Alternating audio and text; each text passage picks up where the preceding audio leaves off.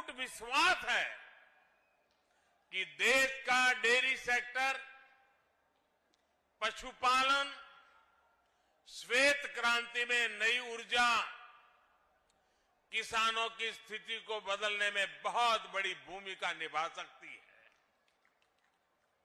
इस विश्वास के कई कारण भी हैं। पहला ये कि पशुपालन देश के छोटे किसान, जिनकी संख्या 10 करोड़ से भी अधिक है, उनकी अतिरिक्त आय का बहुत बड़ा साधन बन सकता है।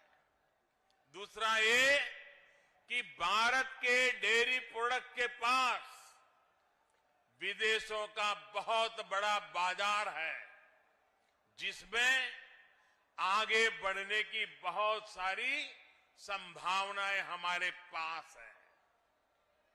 तीसरा ये कि पशुपालन महिलाओं के आर्थिक उत्थान, उनकी उद्यमशीलता को आगे बढ़ाने का बहुत बड़ा जरिया है।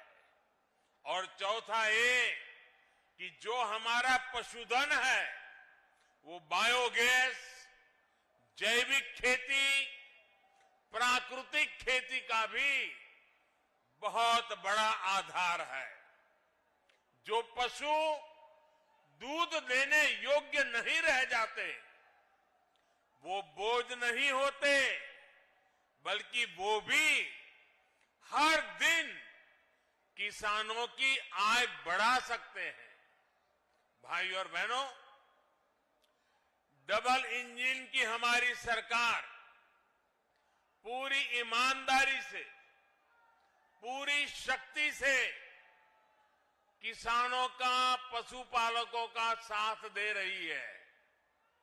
आज यहां जो बनास काशी संकुल का शिलान्यास किया गया है, वो भी सरकार और सहकार की इसी भागीदारी का प्रमाण है। सहकारिता क्षेत्र में अहम भूमिका निभाने वाली बनास डेयरी और पूर्वांचल के किसानों, गोपालकों के बीच आज से एक नई साझेदारी शुरू हुई है। ये आधुनिक डेयरी प्लांट जब तैयार हो जाएगा तो पिंडरा ही नहीं, शिवपुर, सेवापुरी, रोहनिया और गाजीपुर, जौनपुर, चंदौली, मिर्जापुर, बलिया, आजमगढ़, मऊ जैसे जिलों के हजारों लाखों किसानों को इससे लाभ होगा। बनास काशी संकुल की इसकी वजह से आसपास के अनेक गांवों में दूध समितियां बनेगी, कलेक्शन सेंटर बनेंगे और दूध के खराब होने की चिंता से मुक्ति मिलेगी। यही नहीं, यहां अच्छी नस्ल के पशुओं के लिए किसानों को मदद मिलेगी और पशुओं के लिए बढ़िया क्वालिटी का आहार भी उपलब्ध कराया जाएगा। दूध, दही, छाछ, मक्खन, पनीर के अलावा यहां आइसक्रीम और मिठाइयां भी बनेगी। यानी बनारस की लस्सी, छेने की एक से बढ़कर एक मिठाइयां, या फिर लौंग लता,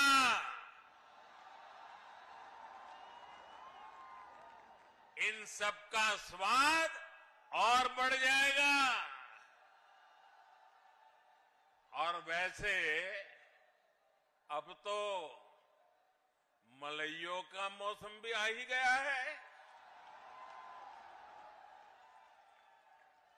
एक प्रकार से बनास काशी संकुल बनारस के रस को और बढ़ा देगा।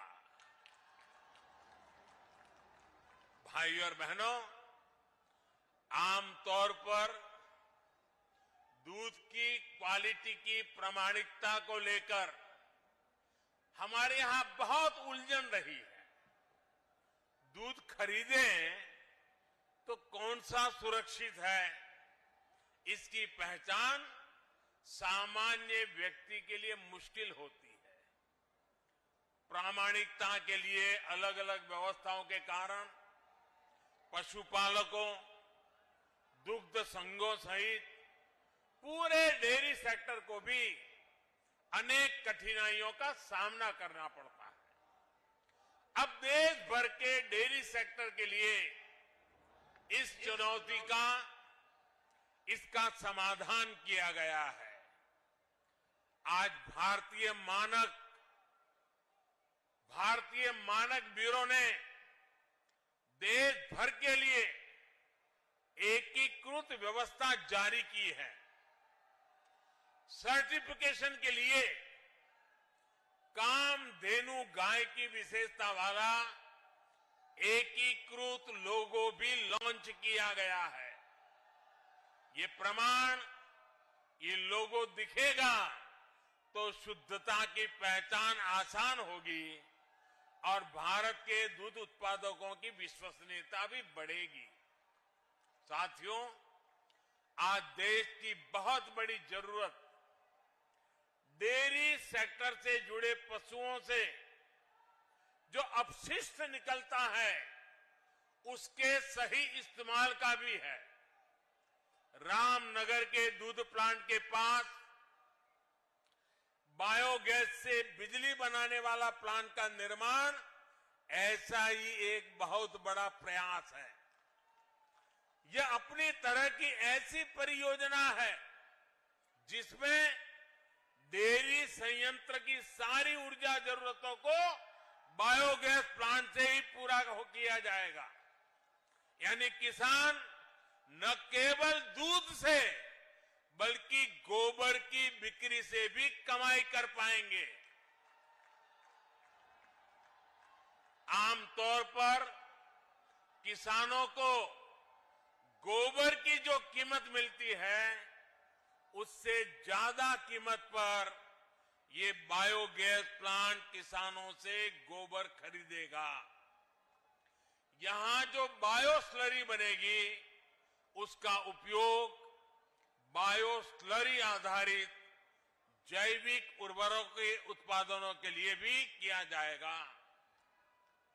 जो ठोस जैविक खाद बनेगी वो रासायनिक खादों की तुलना में काफी कम कीमत पर किसानों को उपलब्ध होगी। इससे जैविक खेती, प्राकृतिक खेती का भी विकास होगा और बेसहारा पशुओं की सेवा के लिए भी प्रोत्साहन मिलेगा। साथियों, एक समय था जब भारत में नेचुरल फार्मिंग, प्राकृतिक खेती और प्राकृतिक तरीके से खेती होती थी। प्राकृतिक खेती यानी खेती में कोई बाहरी मिलावट नहीं। जो खेत से मिल रहा है, खेती में जुड़े पशुओं से मिल रहा है, वही तत्व खेती को बढ़ाने के काम में आते थे।